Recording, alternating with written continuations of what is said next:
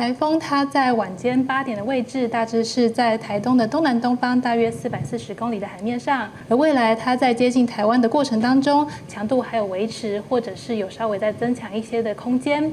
那所以说呢，在这段期间，它逐渐的接近，明天清晨左右会比较接近到兰屿绿岛，而在中午前后呢，也会从台东附近登陆。所以明天的一整天对台湾本岛的影响是最为明显的。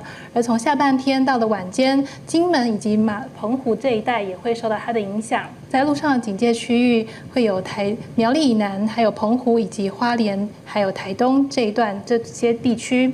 而在海上的警戒区域则包含了台湾海峡、台湾东半部的海域，还有巴士海峡。在明天的清晨一直到傍晚左右，它会从台湾的中南部这一带出海。那对于澎湖，还有到了周四的清晨这段期间，对于金门左右的影响都是比较显著的。明天的下半天，中午到下午左右，中心逐渐的登陆之后，通过在我们的西半部的平原区这一带。那我们在嘉义以南，在下午的这段期间，风雨也会变得比较明显。